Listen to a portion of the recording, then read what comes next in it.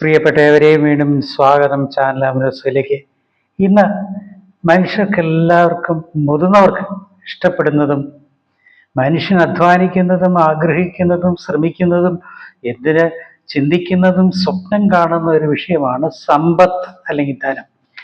അതിനെക്കുറിച്ച് ബൈബിൾ അടിസ്ഥാനത്തിലെ ചില കാര്യങ്ങൾ ഞാൻ നിങ്ങളോട് ഷെയർ ചെയ്യുന്നു. ലൈക്കും ഷെയറും സബ്സ്ക്രൈബ് ചെയ്യുക, അന്യോന്യം സഹകരിക്കുക. പുതിയ അറിവിലേക്ക് നിങ്ങളെ സ്വാഗതം ചെയ്യുന്നു. ധനം എന്താണ്? ധനം എന്താണ്? സമ്പന്നത. എങ്ങനെ സമ്പന്നരാകാം? ന്യൂ ജനറേഷൻ പാസ്റ്റർമാർ പറയുന്ന പ്രോസ്പെറിറ്റിക്കാരനല്ല ഞാൻ. പക്ഷേ ഇത് നമ്മൾ മനുഷ്യ ജീവിതത്തിന് ആവശ്യമുള്ളത് കൊണ്ട് എന്താണ് എന്നാണ് ഞാൻ നിങ്ങളോട് ഷെയർ ചെയ്യുന്നത്. ധനം അല്ലെങ്കിൽ പുരാതന സമ്പത്ത് എന്നെല്ലാം ബൈബിളിൽ അനവധി ഇടങ്ങളിൽ പഴയ നിയമത്തിലും പുതിയ നിയമത്തിലും പരാമർശിച്ചിട്ടുണ്ട്. എങ്കിൽ അന്നത്തെ ധനം എന്ന് പറയുന്നത് സ്വർണം, വെള്ളി, പിച്ചള, ചെമ്പും പിന്നെ ആടുമാടുകളും അടിമകളുമായിരുന്നു. എന്നാൽ ആധുനിക കാലത്തെ സമ്പത്ത് എന്ന് നിർദ്ദേശിക്കുന്നത് ഇതൊന്നുമല്ല. ഡോളറും ദിനാറും പൗണ്ടും ഒക്കെയാണ്. പക്ഷെ സമ്പത്ത് എന്ന വിഷയം മനുഷ്യർ കണ്ടുപിടിച്ച കാര്യമാണ്. പുരാതന കാലങ്ങളിൽ ക്രയവിക്രയത്തിനായി ഒരു വസ്തുവിനെ അവർ നൽകുമ്പോൾ മറ്റൊരു വസ്തു തിരിച്ചു വാങ്ങുന്നതെന്ന് ബാർട്ടർ സിസ്റ്റം ആയിരുന്നു പൗരാണിക കാലത്ത്. എൻ്റെയോ നിങ്ങളുടെ കാലത്തല്ല, അതിനു മുൻപ് നമുക്ക് മുൻപുള്ള തലമുറയിൽ അങ്ങനെയായിരുന്നു. അതായത് കുറെ കോഴികളെ കൊടുത്ത് ആട്ടിൻകുട്ടിയെ വാങ്ങും, കുറച്ച് ആട്ടിൻകുട്ടികളെ നൽകി പശുവിനെ വാങ്ങും. എന്നിങ്ങനെ ഒരു തരം കൈമാറ്റ വ്യവസ്ഥ. ഒരു നെല്ല് കൊടുത്ത് ഗോതമ്പ് വാങ്ങും, ഗോതമ്പ് കൊടുത്ത് റാഗി, ഇങ്ങനെ ഒരുവന്റെ കയ്യിലുള്ള ഒരുവന്റെ വീട്ടിലുള്ള വസ്തു ലഭ്യമായത് എന്താണോ അത് മറ്റുള്ളവന് കൊടുത്ത്, അയൽവാസി കൊടുത്ത് അവന്റെ കയ്യിലുള്ളത് ഇങ്ങോട്ട് വാങ്ങുന്ന വ്യവസ്ഥിതിയായിരുന്നു ബാർട്ടർ സിസ്റ്റം. അതിനും മാറ്റം വന്നു. ഇന്നതില്ല. എങ്കിലും ഇല്ലെന്ന് പറയാൻ പറ്റുകയില്ല, കച്ചവടങ്ങൾ അതൊക്കെ ഉണ്ട്. പിന്നെയും നൂറ്റാണ്ടിൽ കഴിഞ്ഞാണ് സ്വർണം, വെള്ളി, പിച്ചള നാണയങ്ങൾ നിലവിൽ വന്നത്. ഓർക്കണം, നൂറ്റാണ്ടുകൾ കഴിഞ്ഞിട്ടാണ് സ്വർണത്തിൻ്റെയും വെള്ളി, പിച്ചള തുടങ്ങിയ ലോഹങ്ങൾ, മെറ്റൽ വഴിയുള്ള നാണയങ്ങൾ വന്നത്. ഇതും മനുഷ്യർ കണ്ടുപിടിച്ചതാണ്. ദൈവം ഭൂമിയിൽ പുരുഷനെയും സ്ത്രീയും ആണ് സൃഷ്ടിച്ചത്. എന്നാൽ കഴിവൊക്കെയുള്ള വ്യക്തികൾ ധനവാന്മാരായി, മറ്റു ചിലർ ദരിദ്രന്മാരുമായി ജീവിതത്തിന്റെ സന്തുലനാവസ്ഥ നഷ്ടപ്പെടുത്തി. അപ്പോൾ ദൈവം ഭൂമിയിൽ സൃഷ്ടിക്കാത്ത ചില കാര്യങ്ങൾ എന്താണെന്ന് കൂടെ ഞാൻ ഇത്തരത്തിൽ ഓർപ്പിക്കാൻ ആഗ്രഹിക്കുന്നു. അത് നിങ്ങൾ കേട്ട് ചിന്തിക്കണം. നാം ഓരോരുത്തരും ചിന്തിക്കുന്നതോടൊപ്പം തന്നെ നമ്മുടെ മുൻകാലങ്ങളിൽ ലോകത്തിൽ എന്തായിരുന്നു സംഭവിച്ചതെന്നുകൂടെ നമുക്ക് തിരിച്ചറിയുകയും നമ്മുടെ കുട്ടികളെ ബോധ്യപ്പെടുത്തുകയും ചെയ്യുമ്പോഴാണ് അറിവ് മറ്റുള്ളവരിലേക്ക് പകരപ്പെടുന്നത്. തന്നിമിത്തം കലഹങ്ങളും ആക്രമണങ്ങളും പിടിച്ചുപറികളൊക്കെ പുരാതന കാലം അരങ്ങേറാൻ കാരണം ഇതാണ്. പൊതുവെ ക്രൈസ്തവരുടെ ഇടയിൽ നിലനിൽക്കുന്ന ഒരു തെറ്റായ ധാരണയാണ് ദരിദ്രന്മാരോട് ദൈവത്തിന് അമിതമായ സ്നേഹമുണ്ടെന്നും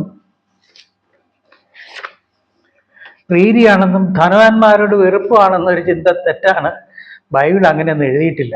ഈ രണ്ട് വാദഗതികളും വചനപ്രകാരം തെറ്റാണ്. കാരണം ഒരു വ്യക്തി ദരിദ്രനോ മറിച്ച് സമ്പന്നനോ ആകുന്നത് അതാത് വ്യക്തികളുടെ ബുദ്ധിയെയും കഴിവിനെയും ആശ്രയിച്ചായിരിക്കും. ദരിദ്രനായതിനാൽ അവനെ സ്വർഗത്തിൽ കൊണ്ടുപോകുമെന്നോ ധനവാനായതിനാൽ അവനെ നരകത്തിൽ ഇടുമെന്നോ കർത്താവ് പറഞ്ഞിട്ടില്ല. അങ്ങനെ ആരും ചിന്തിക്കരുത്. ബൈബിളിൽ എങ്ങും തന്നെ അതിന് തെളിവ് ഇല്ല. അങ്ങനെ ചെയ്യുന്നത് ദൈവത്തിന്റെ നീതിക്ക് നിരക്കുന്നതല്ല. തിരുവഴുത്തിൽ പറയുന്ന ആത്മീയ ദാരിദ്ര്യം എന്നതും അക്ഷരികമായ ദാരിദ്ര്യം രണ്ടും രണ്ടാണ്. ഇവയെ തമ്മിൽ നാം തിരിച്ചറിയണം. അത് തിരിച്ചറിയാത്താണ് പ്രോസ്പെറിറ്റിയുടെ പുറകെ ഇന്നത്തെ ന്യൂജൻസ് എല്ലാം പോകുന്നതും. ആത്മാർത്ഥമായി ദൈവജനത്തിൽ ആശ്രയിക്കുന്നതിന് പകരം പുതിയ ന്യൂജൻസിന്റെ പുറകെ പോകാൻ കാരണമായതും ഇത് തന്നെയാണ്. അലസതയും മടിയുമാണ് ദാരിദ്ര്യം ഉണ്ടാകുന്ന കാരണമെന്ന് തിരുവെഴുത്ത് പറയുന്നു. സദൃശവാക്യത്തിൽ പറയുന്നുണ്ട്, മടിയ നീ ഉറുമ്പിന്റെ അടുക്കൽ ചെല്ലുക. വാക്യം വായിച്ചിട്ട് എനിക്ക് ചിരി വന്നു. കാരണം ഉറുമ്പിന്റെ അടുക്കൽ പോയാൽ ഉറുമ്പ് ബുദ്ധി ഉപദേശിച്ച് തരുമോ? ഇല്ല. ഉറുമ്പ് മോട്ടിവേഷണൽ ക്ലാസ് ടീച്ചറാണോ? അല്ല. വ്ളോഗറാണോ? അല്ല. പിന്നെന്താ ഉറുമ്പ് പഠിപ്പിക്കുന്നത്? ശലോമോൻ പറയുന്നത്, മടിയ അലസചിത്ത, നീ ഉറുമ്പിന്റെ അടുക്കൽ ചെല്ലുക. വേനൽക്കാലത്ത് അവ വയലുകളിലും കൃഷിയിടങ്ങളിലും പോയി ആർക്കും പ്രയോജനമില്ലാതെ അവിടെ ഇവിടെ കിടക്കുന്ന ചെറിയ ധാന്യമണികളെല്ലാം വളരെ കഷ്ടപ്പെട്ട് കൊണ്ടുപോയി തൻ്റെ വാസസ്ഥലത്ത് അല്ലെങ്കിൽ കുഴിമോ എവിടെയോ സ്വരൂപിച്ചു വെക്കുകയും മഴക്കാലത്ത് അവ ഭക്ഷ്യമായി ഉപയോഗിക്കുകയും ചെയ്യുന്ന ബുദ്ധിയാണ് ശലോമോൻ പറയുന്നത്. മടിയ അലസചിത്തൻ പട്ടിണി കിടക്കും. അതുകൊണ്ട് സമ്പത്തുണ്ടായത് സമ്പത്തിനെയും ധനത്തെയും സൃഷ്ടിച്ച ദൈവമല്ല. എന്നാൽ ഭൂമിയിൽ ക്രയവിക്രയത്തിനായി മനുഷ്യൻ ആവിർഭവിച്ച പല കാര്യങ്ങളിലൊന്നാണ് അത് എൻ്റെ ചെറുപ്പത്തിൽ പറഞ്ഞിരുന്നത് പണമെന്നോ ധനമെന്നല്ല, ചക്രമെന്നായിരുന്നു. എൻ്റെ വീട്ടിലെ പ്രായമുള്ളവർ, എടാ 10 ചക്രം ഉണ്ടാക്കിയിട്ട് കല്യാണമൊക്കെ കഴിച്ചാൽ മതി കേട്ടോ. ചക്രം, വണ്ടിയുടെ ചക്രം ഓർക്കുന്നില്ലേ? അത് തന്നെയാണ്. അതായത് എൻ്റെ കയ്യിൽ പുത്തൻ 10 ചക്രം വരുമ്പോൾ ഞാൻ ഒരു വിഷയമാണെന്ന് എനിക്ക് തോന്നും. എന്നാൽ ഈ ചക്രം കുറച്ച് കഴിയുമ്പോൾ ഉരുണ്ടുരുണ്ട് അടുത്തവൻ്റെ വീട്ടിൽ പോകും. ചാക്കോച്ചൻ്റെ കയ്യിലിരുന്ന ചക്രം കുറെ കാലം കഴിഞ്ഞപ്പോൾ തോമാച്ചൻ്റെ വീട്ടിൽ വന്നു. തോമാച്ചൻ്റെ വീട്ടിൽ നിന്ന് ഈ ചക്രം കുറെ കറങ്ങിത്തിരിഞ്ഞ് അവൻ ബിസിനസ്സൊക്കെ ചെയ്ത് 10 പുത്തനുണ്ടായി കഴിയുമ്പം അവൻ്റെ വീട്ടിൽ നിന്നും രാമകൃഷ്ണന്റെ വീട്ടിലേക്ക് പോകും. ഇതാണ് ഈ ചക്രം. ഉരുണ്ടുരുണ്ടു പോകുന്ന ചക്രമായിരുന്നു. ഇന്ന് ചക്രം എന്ന് പറയുകയില്ല. ഇന്ന് നാണയങ്ങൾ, കോയിൻ ഉണ്ടെങ്കിലും അത് ഉരുണ്ടു പോകും. പക്ഷെ ഇന്ന് കൂടുതലും പേപ്പർ നോട്ടും കൂടാതെ ഇന്റർനെറ്റ് വഴി നമുക്കെല്ലാം ഓൺലൈൻ ചെയ്യുമെങ്കിലും ആശയം മനസ്സിലാക്കാൻ പറഞ്ഞ. അതുകൊണ്ട് ദരിദ്രനെ ദൈവം സൃഷ്ടിച്ചിട്ടില്ല, സമ്പന്നനെ സൃഷ്ടിച്ചില്ല.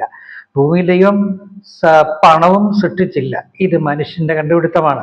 അതുകൊണ്ട് ഉറുമ്പിന്റെ അടുത്ത് പോയാൽ എന്താ പഠിക്കുക?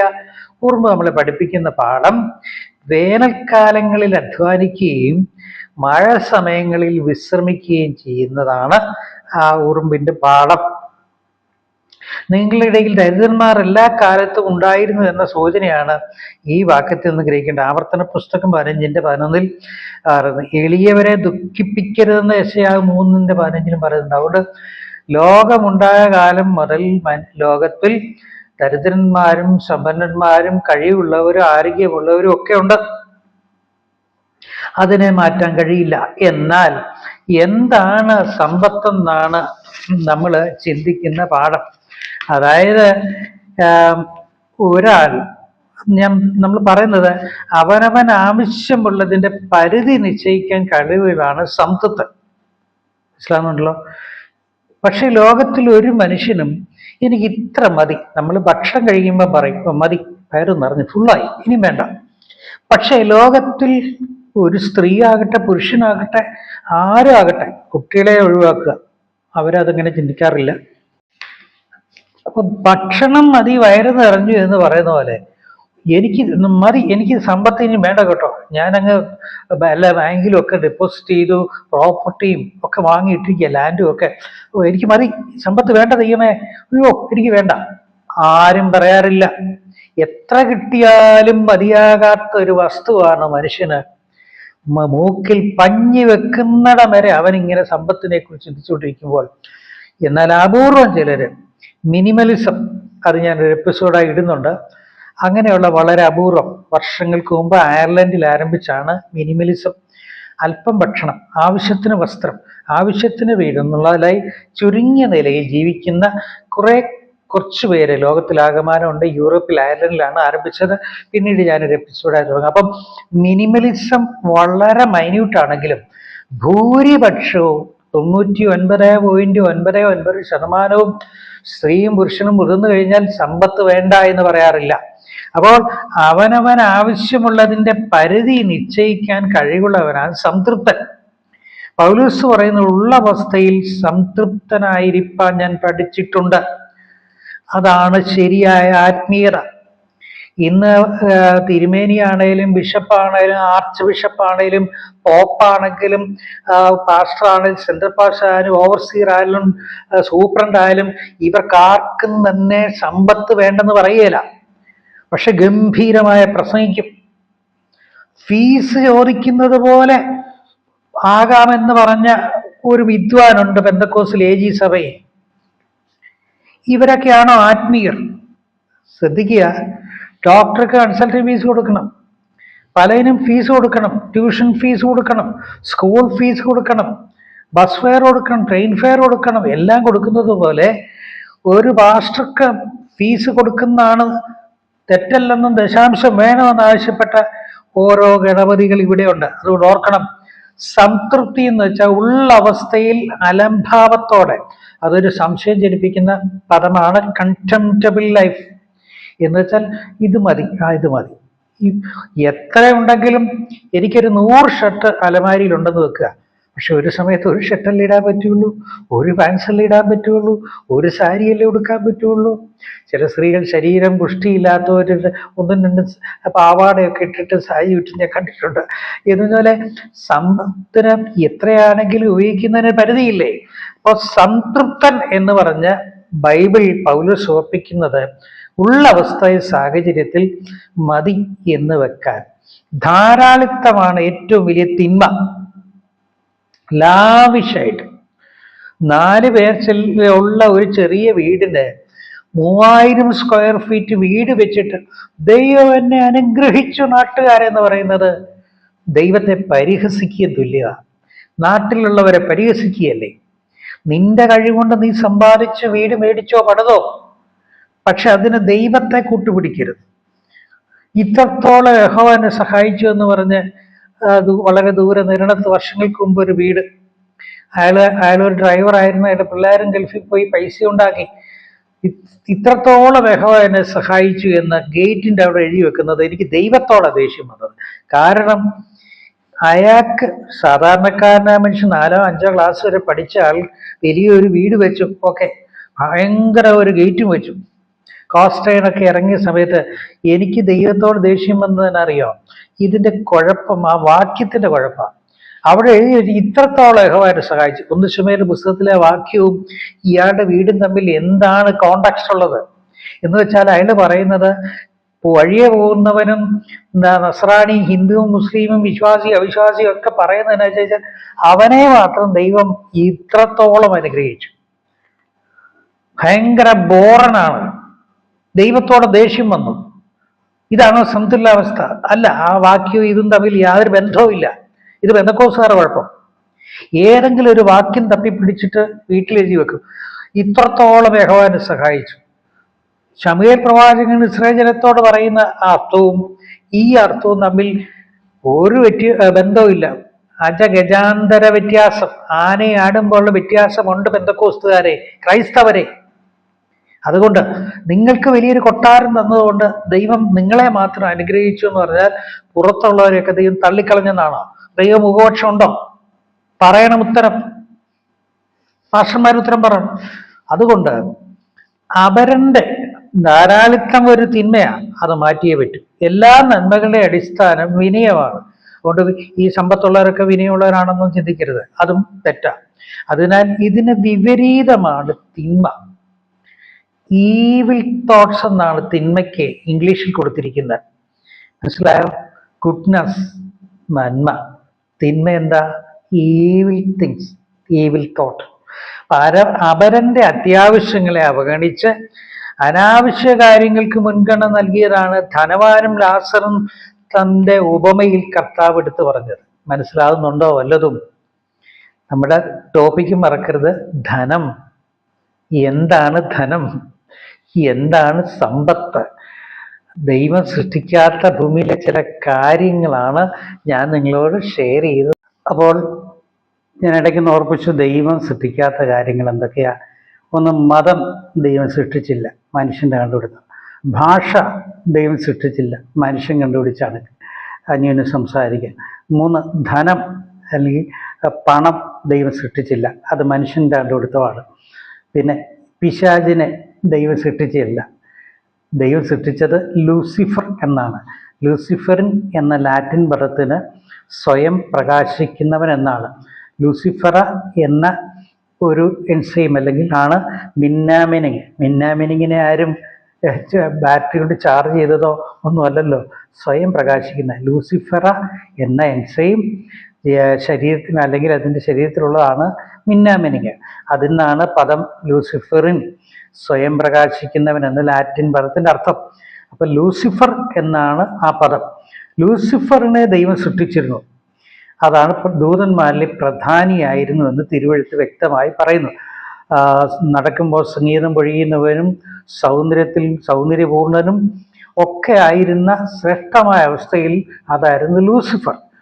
ദൈവം ലൂസിഫറിനെ സൃഷ്ടിച്ചു, പക്ഷെ പിശാചിനെ ദൈവം സൃഷ്ടിച്ചില്ല. ഇതേ ലൂസിഫർ പിന്നീട് അനുസരണക്കേട് കാണിച്ച് ദൈവസന്നിധിയിൽ നിന്നും പരാജനായി ഭൂമിയിലേക്ക് നിവദിച്ചപ്പോൾ അവനെ പിശാച്, സാറ്റാൻ എന്നാണ് ഇംഗ്ലീഷിൽ പറയുന്നത്.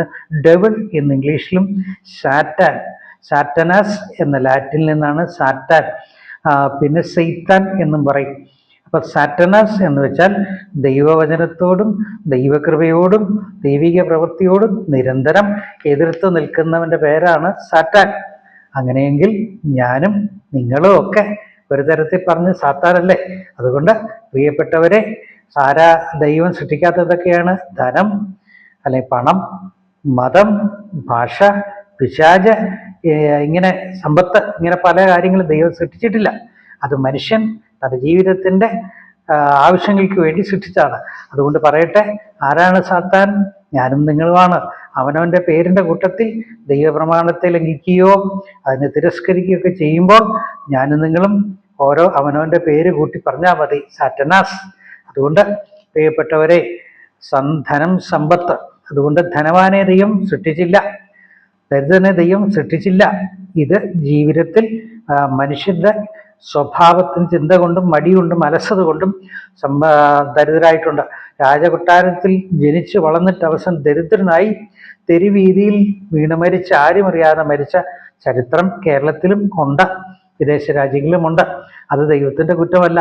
എൻ്റെ കയ്യിൽ നിന്റെ കയ്യിലും എത്തപ്പെട്ട ചക്രമെന്ന ധനം അത് ക്രയവിക്രയം ചെയ്യാനും, അതുകൊണ്ടൊക്കെയാണ് കർത്താവ് ഉപമയായി 2 താലന്ത്, 3 താലന്ത്, 5 താലന്തിൻ്റെ ഒക്കെ ഉപമ ഞാൻ നേരത്തെ എടുത്തിട്ടുണ്ട്. എൻ്റെ എപ്പിസോഡുകൾ നോക്കുക. അത് അതിൻ്റെ ആശയം എന്താണ്, അർത്ഥം എന്താണ്? യഹൂദരോട് പ്രത്യക്ഷത്തിൽ ഉപമയായി പറയുമ്പോൾ അതിൻ്റെ ആത്മീയ അർത്ഥമാണ് നമ്മൾ എടുക്കേണ്ടത്, അല്ലാതെയും എടുക്കാം. അതുകൊണ്ട് പ്രിയപ്പെട്ടവരെ, ഇന്നത്തെ വാക്കുകൾ ഞാൻ ഇവിടെ വൈൻഡപ്പ് ചെയ്യുകയാണ്. എന്താണ് ധനം? എന്താണ് സമ്പത്ത്? ആരാണ് ധനവാൻ? ആരാണ് ദരിദ്രൻ?